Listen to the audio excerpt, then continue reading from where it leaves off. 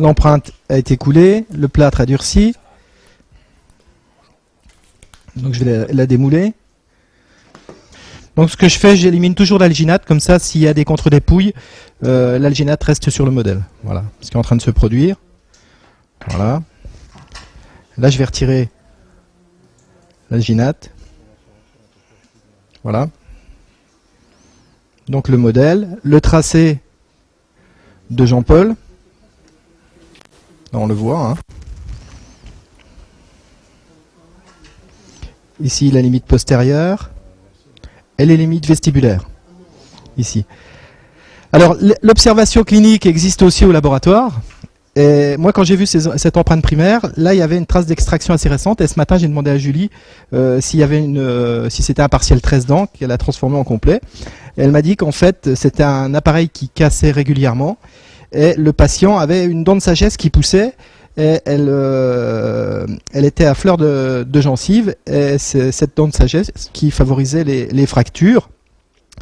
Et donc elle s'usait, elle s'abrasait au fur et à mesure. Et donc ils ont pris la décision d'extraire, et donc on a refait des nouvelles prothèses. Donc c'est pour ça qu'on a refait une nouvelle prothèse. Voilà. Donc ici. Maintenant je vais vous montrer la confection d'un porte-empreinte individuel du bas.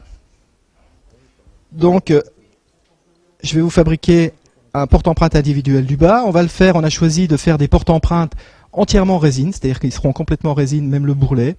Ce genre de porte-empreinte évite les déformations, les torsions, etc. Et ça évite aussi la casse dans le transport ou au cabinet si on le laisse tomber, etc. Donc, je vais vous fabriquer un porte-empreinte du bas avec une lame. Hein. Donc, dans un premier temps, on va repérer le tracé qui a été fait au cabinet. S'il n'a pas été fait, alors on fait nous-mêmes notre tracé, c'est-à-dire qu'on va se placer à peu près à 1 ou 2 mm du fond de sillon. On va repérer les freins sur le côté, les freins latéraux et quand il y a un frein antérieur. Voilà, donc les freins latéraux, ici. Ensuite, ce que je vais faire, je vais reporter sur le modèle avec une réglette le sommet de la crête, parce que le bourrelet devra être situé sur le sommet de la crête. Donc ici. Au niveau postérieur. Voilà. Au niveau antérieur, il devra situer le bourrelet entre le sommet de la crête et le fond de sillon vestibulaire dans l'aire d'Ackermann. Voilà. On ne devra pas dépasser. Voilà. Ensuite, une fois qu'on a fait ces repères, on va vernir le modèle. Donc on prend un vernis, et moi je le passe avec une brosse à dents, c'est assez facile. Voilà. Comme ça, on vernit le modèle.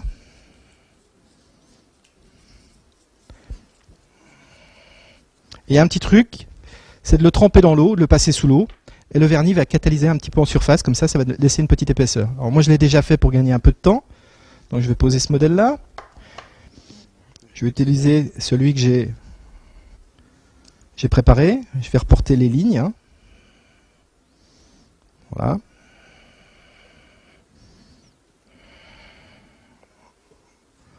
Voilà. Et le fond. Ensuite, je vais préparer ma résine. J'utilise la résine de chez GC, la résine Ostrom, mais on peut utiliser toute résine à porte-empreinte. Alors le matériel à utiliser aussi, il nous faut des fraises. Donc j'ai ici, si on peut voir les fraises, parce qu'elles ont des formes assez adaptées. Donc j'en ai une grosse, comme ça, qui a une forme un peu ovale, une plus petite, une fraise qui va me permettre de faire les bords du porte-empreinte, et une fraise pour les freins, avec une pointe ici, je vais utiliser pour dégager les freins. Et un mandrin porte-papier de verre, voilà, et du papier de verre.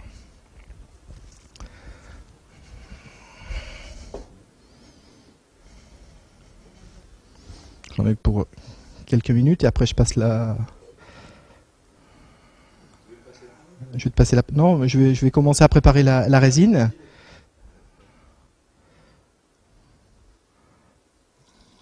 Voilà, c'est très pratique. Je vais mettre un peu plus, parce que quand il y en a trop, il y en a assez. Voilà.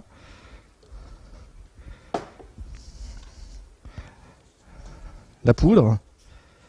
Alors ça, c'est une poudre bleu ciel. Il existe la même chose claire, et en fait, elle est rose pâle. Alors, elle est adaptée aussi pour les... bien adaptée pour quand on fait des bases ou quand on fait des montages. Comment? Voilà, voilà.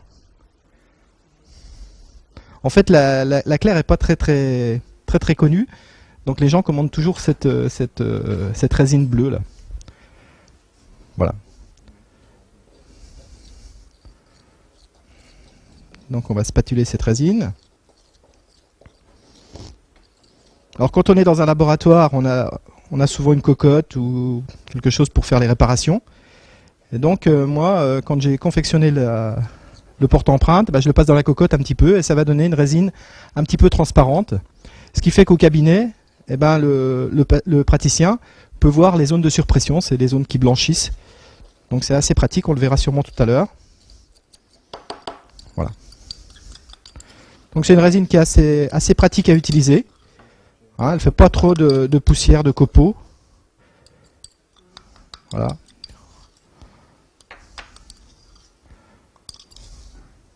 Voilà. Puis on peut la prendre assez facilement, assez rapidement. Voilà. Elle colle pas aux mains.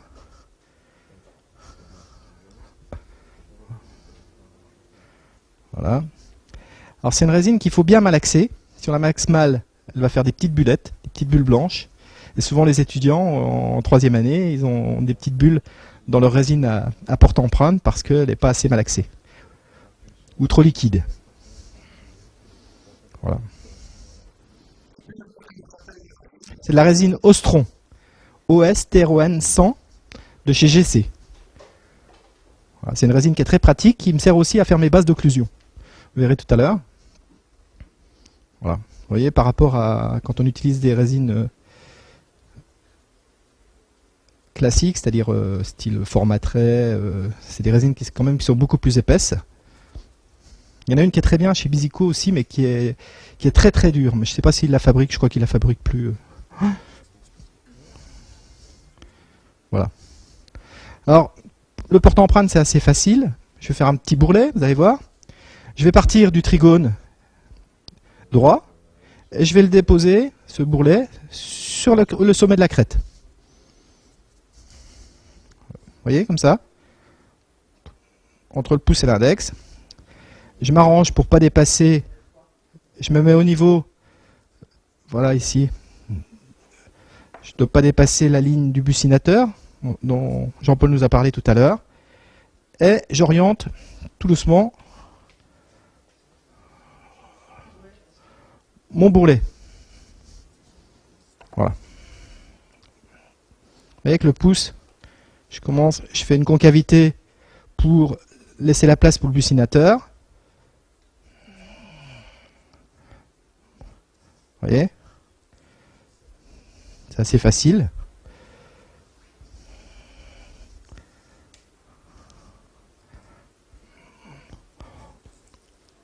On peut même au niveau interne commencer à faire une concavité ici pour laisser la langue, pour laisser un appui à la langue, avec une double concavité au niveau antérieur. Il faut que ce soit concave dans ce sens-là et dans ce sens-là. Voilà.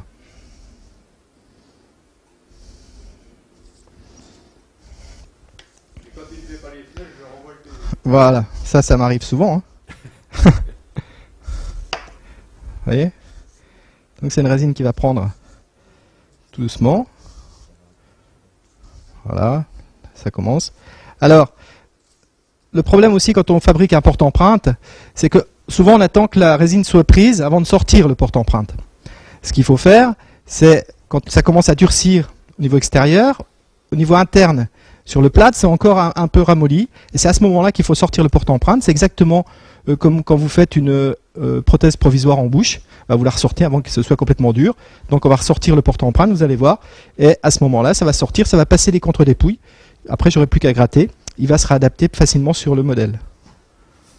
Hein, ça, si on peut attendre un petit peu, je vais vous montrer. Là, pas pour long. Ça, c'est pour un porte-empreinte individuel du bas. Pour le haut, on va procéder de la même façon. Alors, on prend un cutter, un bistouri ou un cutter, et puis regardez. Hein, c'est assez facile. Hein. Voilà. Et le reste, on le finira à la fraise. Si on a des fraises adaptées, ça se passe très bien. Voilà, on ne dépasse pas le sommet, voire les 2/3 du trigone. Normalement, on arrive au niveau antérieur à la commissure, et là, la ligne du buccinateur, on arrive aux 2/3 derrière du trigone rétromolaire. Voilà. Vous voyez, on a tout le temps de travailler, de faire ce qu'on veut avec ce porte-empreinte. On va attendre encore un tout petit peu pour pouvoir le insérer.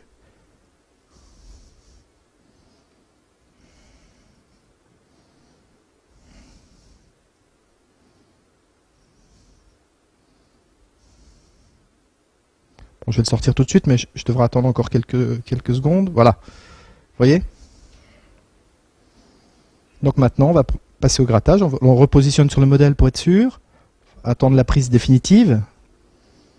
Et c'est à ce moment-là qu'on va commencer à gratter le porte-empreinte. Alors pour gagner un peu de temps, j'en ai préparé un. Donc je vais le passer à Jean-Paul, à qui je vais passer la parole. Jean-Paul. Okay. Voilà. Eh bien, vous Merci voyez, beaucoup. Frédéric n'est pas seulement gentil et souriant, mais il est également très doué. Je vais vous en donner la preuve tout de suite. Là, on va passer sur la table déjà. Je vais vous montrer tout simplement quelques porte-empreintes individuelles du même patient, donc de M. Boileau. Voici ce qu'il ne faut pas faire. Des queues de porte-empreinte. Si vous voulez réellement faire travailler vos muscles en équilibre, il faut les soutenir. Et donc il faut un bourrelet comme vous l'avez compris. Et vous avez vu que c'est pas long de faire un bourrelet. C'est pas plus long que de faire ça. Sinon, la base est bonne. La base de ce PUI est bonne, mais le bourrelet, non. Vous remarquez aussi une chose, et ça j'insiste dessus, c'est que votre PUI doit être stable, donc en résine, rigide, et surtout, très important, calibré. L'épaisseur ici est fine. Je répète, si c'était vous le patient, est-ce que vous aimeriez avoir un berlingot dans la bouche? Donc, calibré, ça veut dire 1 mm, 1 mm et demi d'épaisseur, pas plus. De manière à ce que ça s'oublie en bouche. Et voilà une bonne base, mais un mauvais bourrelet. Enfin, une absence de bourrelet. Voilà un PUI fabriqué par un labo lambda. Et je vous jure que c'est vrai, puisque c'est le même patient. PUI fabriqué par un labo lambda, épaisseur, je ne vous en cause pas, épais, les limites à peu près correctes, le bourrelet, j'en parle pas. Ok? En revanche, voilà encore une fois un mauvais bourrelet fait par le labo lambda, un bourrelet trop devant. Trop haut devant.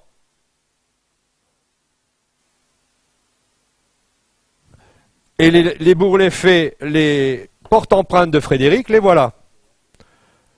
C'est ceci qu'on va utiliser. Porte-empreinte maxillaire, vous voyez, on est en avant de la papille, parce que les incisives doivent être devant la papille, mais pas trop devant. Attendez, voilà.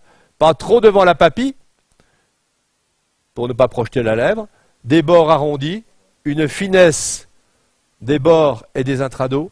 Et surtout, ce qui est très important, c'est des concavités sur les extrados, parce que si vous voulez réellement faire des bonnes empreintes des extrados, il faut que le matériau puisse s'exprimer et ne soit pas chassé par le volume du PUI. Donc, tout en concavité, comme vous l'a expliqué Frédéric. Et voilà le porte-empreinte individuel mandibulaire, Donc vous voyez, finesse, douceur des bords, concavité au niveau de l'orbiculaire, concavité au niveau lingual. Et maintenant, avec ça, moi je suis le roi du pétrole. Si j'ai bien fait ma cartographie, je suis un homme heureux. Je vais repasser 2 secondes sur les diapos si tu veux bien, Gérard. Et après, je fais les empreintes secondaires en bouche. Diapo, merci. Voilà. Je reprends mon histoire d'extrado. Regardez, voilà un patient avec une prothèse lambda, une prothèse Monsieur Tout-le-Monde. Je fais des empreintes primaires technique Ludwig's au silicone. Je n'ai pas le temps de vous expliquer tout ça aujourd'hui. Je reste basique. Mais avec ces empreintes primaires, voilà déjà ce que j'obtiens. Je suis en empreinte primaire, je répète. Vous voyez que c'est pas la même. On n'a pas l'impression que c'est le même patient. De l'autre côté, c'est la même chose. La prothèse de Monsieur Tout-le-Monde, la prothèse personnalisée, l'empreinte personnalisée. Alors pour faire ça, le laboratoire vous expliquera tout à l'heure, Frédéric vous expliquera comment on fait un coffrage, parce que quand on fait nos bords, il faut bien les respecter, sinon si le laboratoire vous bousille l'empreinte à la sortie, c'est pas la peine de se fatiguer. Donc voilà un coffrage qui vous donne parfaitement les fonds de sillon, mais si on veut les extrados, il faut faire des clés. On fait des clés, des extrados, et ces clés nous permettent de donner réellement des prothèses de ce type, des prothèses personnalisées aux patients. Et là, vous voyez que les muscles, ils ont pu faire leur action. Et comment ont pu faire leur action les muscles? Ben, tout simplement par un bon PUI. Alors, si je reprends cette histoire, voilà ici des prothèses personnalisées. Regardez, Frédéric a fait ça, c'est lui qui me l'a fait, un PUI du haut et un PUI du bas. Classique à gauche, à droite, retouché pour avoir des empreintes fonctionnelles. Voilà, vous voyez un peu, là, c'est pas très flagrant, qu'on a plus de concavité à droite qu'à gauche. Voilà le niveau antérieur. Voilà un PUI bien fait au niveau antérieur. Vous voyez que le bord est à distance du fond de sillon. Mais regardez si on le travaille pour vraiment enregistrer la musculature, la différence avec ces petites fraises. Voilà. Et vous comprenez très bien que là, le matériau à empreinte va pouvoir s'exprimer sans être chassé par un bord trop épais. Voilà ce qu'il faut avoir à l'œil. Si je veux mes zones d'Eisenring, je fais des concavités. Droite-gauche, toujours. Et c'est surtout flagrant à la mandibule, regardez. À la mandibule, c'est flagrant. Vous avez réellement un bourrelet fin et des concavités doubles du côté droit. À gauche, ça remplit tout. Et les muscles ne vont pas pouvoir exprimer la patte. La patte, elle sera gênée.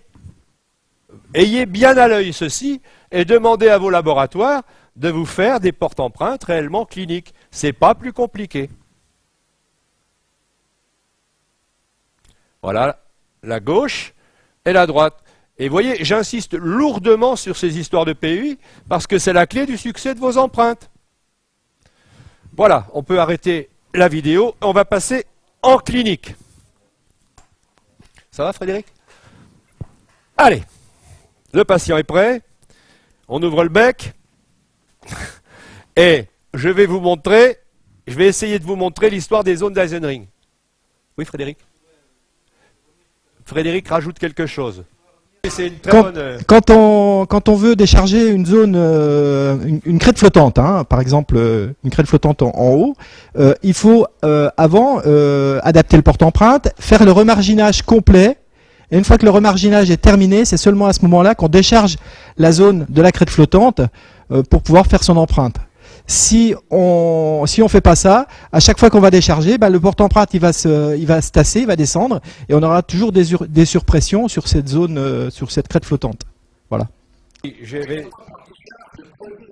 Voilà. Au niveau de la crête flottante. Mais une fois que le remarginage est fait, voilà, si vous voulez, voilà, pour éviter que le porte-empreinte se tasse.